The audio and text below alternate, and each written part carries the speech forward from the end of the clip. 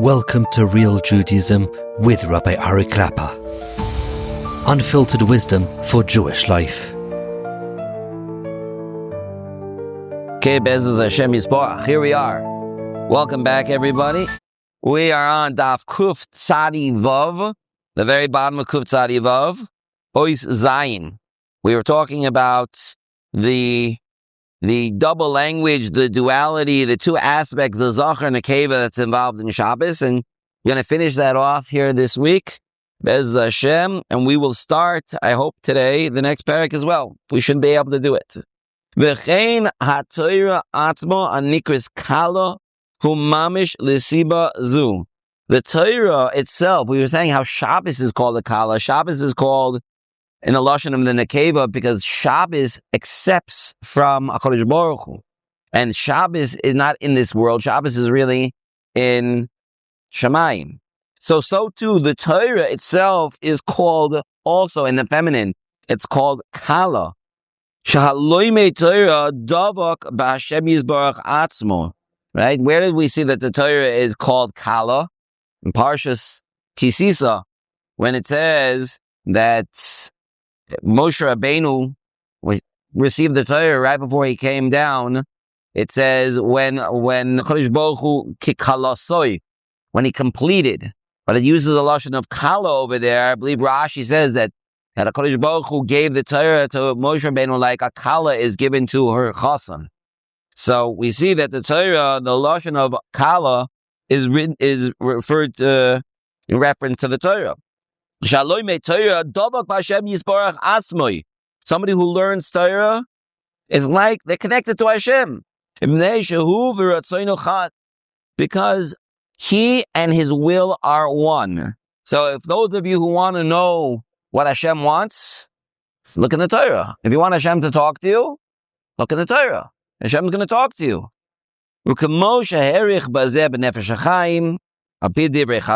sefer Nefesh HaChaim, written by Reb Chaim Volozhiner, the great Talmud of the Vilna Gaon, writes this in the sefer Nefesh HaChaim. V'nimsa ha'Torah doime lemara el kavod shamayim kiviyachol. So you see then that the Torah also acts as a form of mirror. The Torah acts in a way that we actually see HaKadosh Baruch Hu. You want to see HaKadosh Baruch Hu? You want to see what HaKadosh Baruch Hu looks like? All you have to do is learn Torah. That's it. And then you'll see what HaKadosh Baruch Hu looks like. It's very interesting.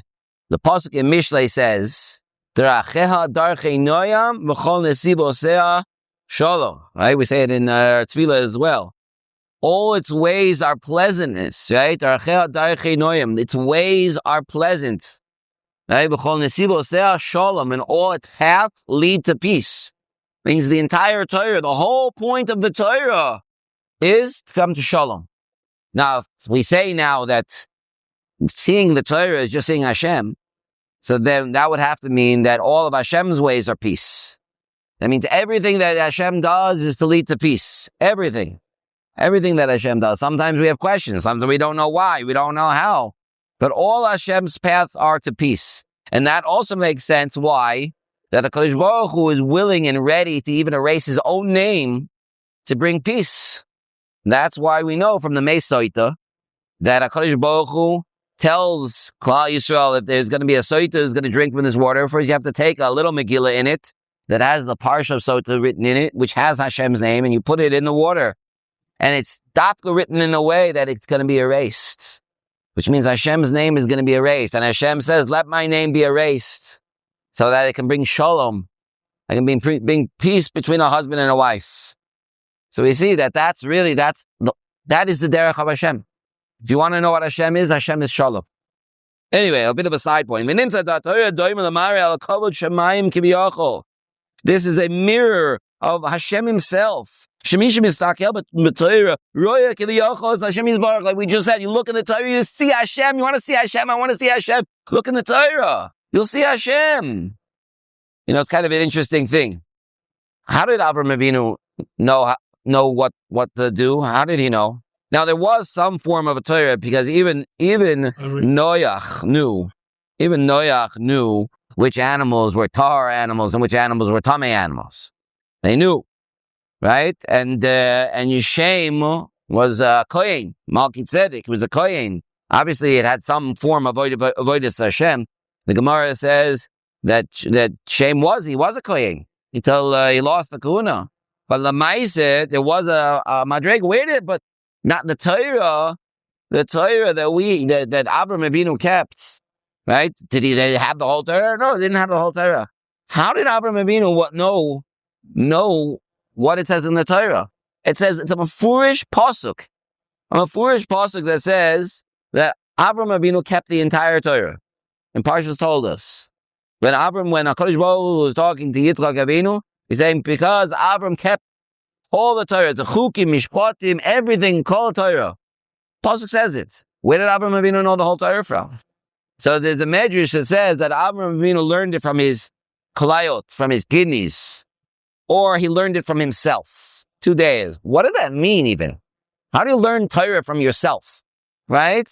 There's so many places in Shas where you have a svara, and the svara is a very good svara, but boom, it gets blown out of the water by Xeris HaKosov. Right? The svara makes sense, but too bad, the pasuk says not that way. So then how would you know that? If you're coming to say that you're brilliant and you come up with brilliant svaras, you're not going to be able to come up with these Xeris HaKosov. So how are you gonna do that? How did Avraham Avinu do that? He learned it within himself. So I think the pshat is, I don't remember where I heard this, but I do think the pshat is that Avraham Avinu was so davok to HaKadosh Baruch Hu. He was so close to HaKadosh Baruch Hu, he was actually able to feel what Ratzon Hashem was.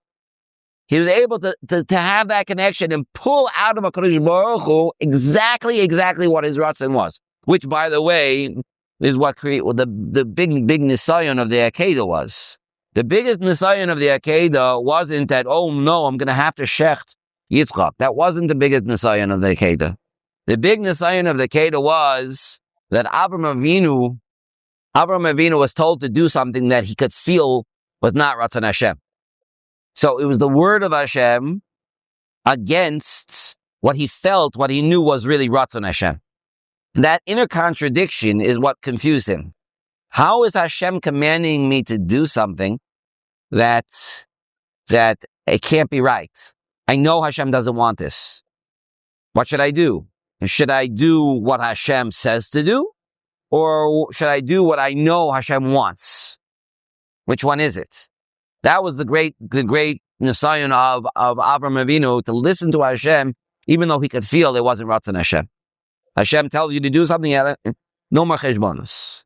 But in terms of the rest of the Torah, Avraham Avinu kept the rest of the Torah because he felt what Ratzon Hashem was. So in fact, what happens is it's exactly in reverse of what we're saying over here. We have a Torah.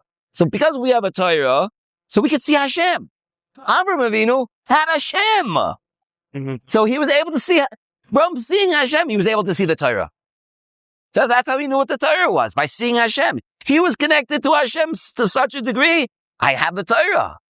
We are not connected to Hashem the same degree Avraham Avinu was, but we have the Torah. We have the Torah, now we can see Hashem. And that's what he's saying here. Right? One of the pshatim, when we sing Eishes Chayil, right? Obviously, everybody sings Eishes Chayil to their wife on Leil Shabbos. It's a form of Akara Satov, maybe, but there are a lot of different perushim about what Eishes Chayil is about. And one of them is that Eishes Chayil is about the Torah. Did Metzius Am Yisrael and Nikroim Kala. Also, Klal Yisrael. We're also called a Kala. We're Hashem's Kala. Right? We were taken under the chuppah of Har Sinai. Kapalem Har Gengigis. Me'oisa Asiba Mamish. It's the same thing. The Koloshana Midrash Amar Oso Aravi. Like the Midrash that we brought earlier, a bunch of prakim back. Baruch Elokei Shimon ben Shetach. Hainu Shederech Shimon ben Shetach Ra et Elokuso Shal Hashem Yisbarach Kikrol Hayidbar Le'el. Like we said earlier, the story of Shimon ben Shetach, how he returned a very, very, very valuable jewel to an Arab who he bought a donkey from. But he said there was a precious jewel that was hanging from the neck, and I guess they didn't notice. Nobody noticed it when they sold the donkey, and he said, I didn't buy a precious jewel. I only bought a donkey. Give it back. And what did this Arab say when he got it back? He said, blessed is the God of Shimon ben Shetach. And this is what Rapinka said back then, and those prakim, when we did it before, you're able to see Hashem in Shimon ben Shetach. That's exactly the point. Shimon ben Shetach was that mirror, to see Hashem.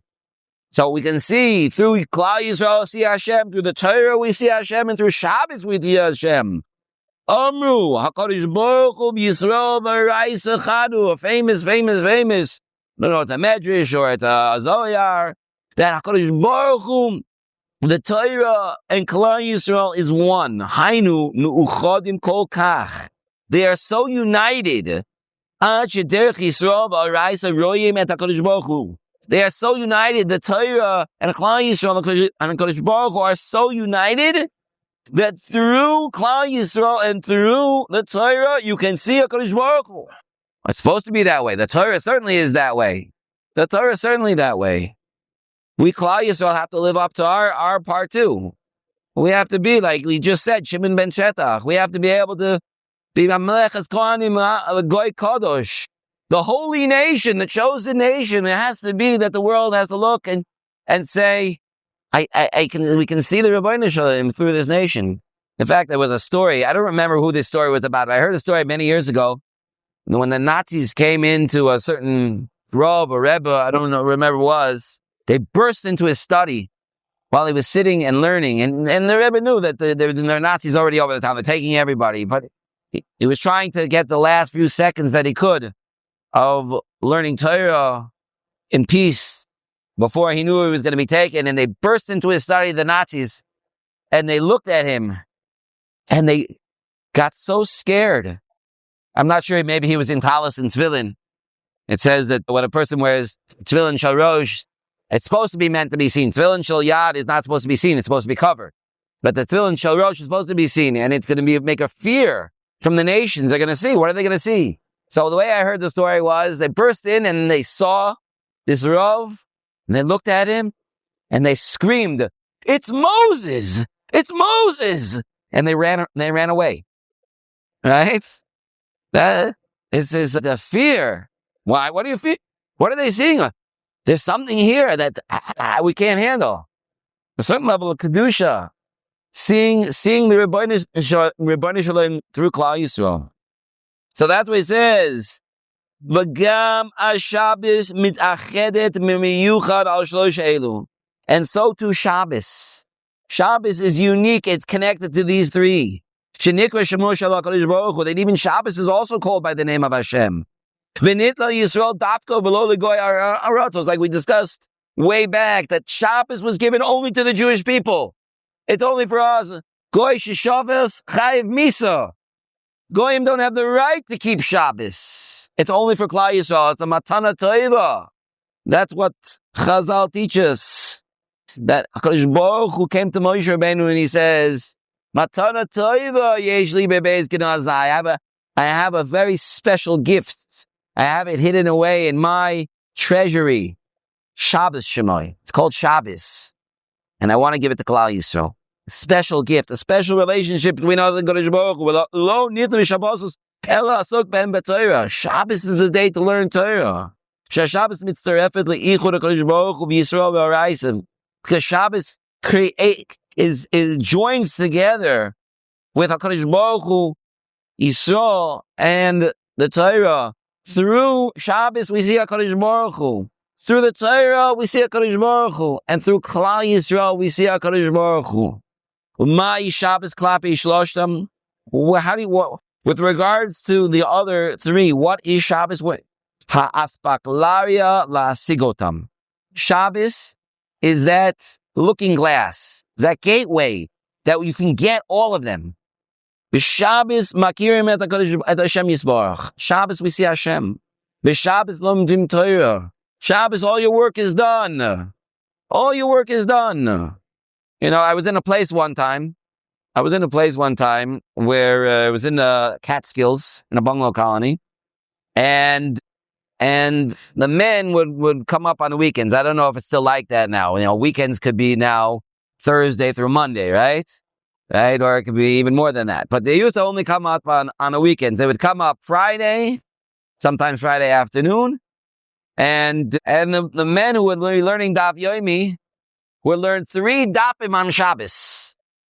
That's what they do. They learn Friday's Daf, Shabbos' Daf, and Sunday's Daf, all on Shabbos. Shabbos and Motzi Shabbos. I don't know if they knew that the real reason was because Shabbos is for the Torah. Maybe they had other reasons. But Lamaisa, that's the time for Torah. You're busy. You're working all week, right? I have malacha to do. I have avodah to do. Shabbos is a time for Torah. Hakol moedin sheb'Shabbos nifta Torah. Like the Gemara says in Maseches Shabbos, of course, that the Torah, according to all opinions, was given on Shabbos, even though it's a question of which day of the week it was.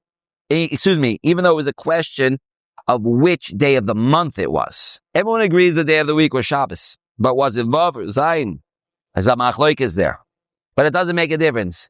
We celebrate Shavuos on the day after the 49th day of the Omer.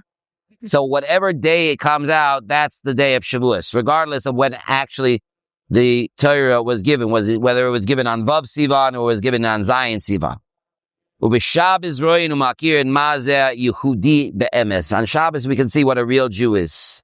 Because on Shabbos we are connected to a higher level, to a higher source, because we have that direct connection because the Kodesh Baruch Hu is here. Kodesh Baruch Hu comes in. And okay, that leads us to the end of the parak. We'll start parak Vav now, the last parak in Chelek Daled. Zachor v'Shamor, the 2 Lashonos of Shabbos in the Dibros mentioned in Parshas Yisro, coming up in a few weeks, and the Dibros in Parshas V'eschanan. V'nivar oid es inyan hadibur ha'echad b'Zachor v'Shamor. Let's talk a little bit more about this double lashon of Zachor v'Shamor, which we discussed already, the double lashon in the last parak. Shezachor hu inyan mitzvahs asay, v'Shamor hu mitzvahs lo asay. Zachor means remember. Do things that will remind you, right? Zachor means I'm supposed to actively do things that will remind me that it's Shabbos. Shamor means to protect, to guard. So Shamor represents the mitzvahs lo saseh. I'm guarding myself from anything breaking in. Protection. Not active, not doing something, but preventing something from being done. K'mo shamru chazal, kol mokum shenemar, Hishamer ulav. Any place where it says in the Torah the lashon of Hishamer, it shows that it's a mitzvah lo saseh.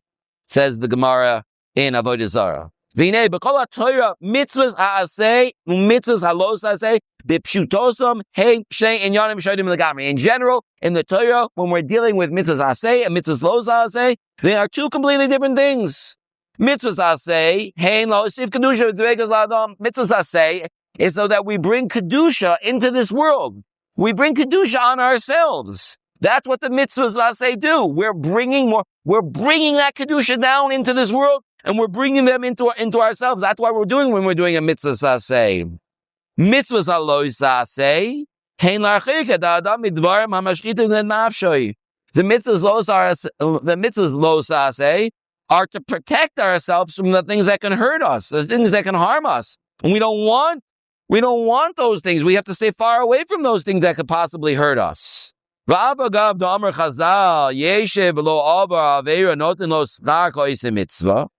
he brings it from the Gemara in Kedushin, but there was also a famous Gemara in Makos about this, that a person who sits and doesn't do an Aveira will get schar as if he was doing a mitzvah. That's because sometimes in order to avoid doing an Aveira, you actually have to actively do something. For example, one of the famous ones is the mitzvah of Bal Yiroy, Bal Yimotze. I know I don't want to scare anybody, Pesach. Yeah? By the time you hear this recording, probably will be way after Pesach. But Lamaise, there's a mitzvah that you cannot see or find any chometz in your house. So, you know what you have to do? You have to actively get rid of it. But it's a mitzvah lo saseh. It's a mitzvah lo saseh. But that mitzvah lo saseh is you're only going to be mekayim it is you get up and do something about it. And that, he says over here, is where where the big schar of doing the mitzvahs aseh is. But the real idea behind the Rav Hula Archika Adam may hashchatos nafsho. But the main reason for the lav is that a person should not destroy himself. By doing something that's wrong, he's destroying himself. Now, it's very interesting because there are many different types of aseh and different types of los aseh. We just said, bal yirah, bal yimatzah. You shouldn't have chametz in your house. That obviously takes a lot of work to get rid of all the chametz in your house. Yes, it's true. If you didn't eat chametz, you were gluten-free all year round, right? So then maybe for that person, it wouldn't be such a big deal to do this mitzvah of not finding chametz in your house. Maybe for that person, but for most of us, this is a big deal. There are actually some mitzvahs aseh that are very passive. How do you have a mitzvah aseh that's very passive? Well, let's start with tzitzis. The mitzvah of tzitzis. How active are we in the mitzvah of tzitzis? You put it on in the morning, and like the old saying goes, you set it and forget it. Yes, of course, you're supposed to look at your tzitzis every once in a while, and it says that tzitzis, you're supposed to run your hands through them and remind you of Hashem. But like Lamaise, if you don't, are you still wearing tzitzis all day? Yeah. It's a very passive mitzvah. I put it on once, and that's it. And I get mitzvahs all day long. What's so hard about that? It's like one of the easiest mitzvahs. And even another easy mitzvah, doesn't come around so often, but is the mitzvah of sukkah. Yes, it's true, you have to build a sukkah unless you're old enough that your younger kids can already build it for you. I highly recommend that for those of us who are a little bit older. Yeah, my sons love building the sukkah. And I'm getting one of my older sons already, getting him used to putting up the schach, so maybe I don't even have to do that soon. Yeah? What do you have to do in the mitzvah of sukkah? All you have to do is walk into the sukkah. That's it. You could be unconscious in the sukkah. Just don't speak Lashon Hara in the sukkah. Do nothing. Sit there and do nothing. The Gemara says about Rebbe Lezer, the Gemara in Sukkah says that Rebbe Lezer praised the lazy people on Sukkahs. The lazy people who just wouldn't get up and leave. They just stay in their sukkah all day. He praised them. Oh, what a mitzvah. What a mitzvah. I can sit and do nothing? Yes, you can sit and do nothing. Just sit there. Obviously, it would be better because you could double up also. If you do something productive, like, let's say, learn Torah, so you get the mitzvah of sukkah, and you get the mitzvah of Talmud Torah. That's amazing. That's fantastic. You got double. Same thing. And by the way, you're wearing tzitzis too. So you got tzitzis, you got sukkah, right? Like, what could be better? How much work did I put in? So there are some mitzvahs I say that I don't have to do such hard work for. I mean, just, it's pretty easy. Those are pretty easy. Even the Gemara says about sukkah, that when the Goyim said, hey, we want a mitzvah too. Give us a mitzvah. What did Hashem say? I'll give you an easy mitzvah. I'll give you the mitzvah of sukkah. And even that they couldn't do. Give me the mitzvah of sukkah. There's some mitzvahs that are easy. Okay, if there's something wrong with you, you have to check the schach for bugs, for those who have those types of stock, whatever. So maybe building the sukkah, but mitzvahs los aseh, some of them are hard. And mitzvahs aseh, some of them are easy, even though the amount of activity in each one might be a little bit different. Anyway, moving on. V'nimtza etzem ha'hitrachkut me'aveira b'derech klal eino mosifa lo adam dveikas b'Hashem. So if the idea behind the mitzvahs los aseh is that I'm just staying away from something that could destroy me, that doesn't necessarily tell me that I'm getting closer to Hashem in that way. That's what it sounds like. Now, I'm just going to take a stop over here. This might be true about Averas that person doesn't have to work so hard on. For example, now most of us, I believe, don't have like this deep inner urge to murder somebody, right? Most of us don't have that feeling, no matter what they did to us. Like I really had that real bloodthirsty type. Most of us don't have that. Right? Most people that I know don't really want to drink blood. It's not like a thing, they want to, they break into the blood bank so that they can, have a sip. It's not something that's regular. So I can hear something like that. You know what? I stay away from something that's but certain Averis. Like, lo sasura acharei levavchem v'acharei einechem, right? Shmiras einayim, where these are hard. It's a hard mitzvah. That's a hard thing, especially in the generation we live in. It's very, very hard. Chazal say beferish that a person who is strong in that actually brings kedusha into himself. I think I saw in the name of Rabbi Zilberstein that if a person has an opportunity to look and he doesn't, kedusha goes into him. He should daven for anything he wants at that point. Big deal. When things are hard, you will get that dveikus to HaKadosh Baruch Hu. But he's saying on a simple level, the general idea is that a mitzvah's lo saseh is just to stay away from something that could hurt us. Anyway, let's come back. When it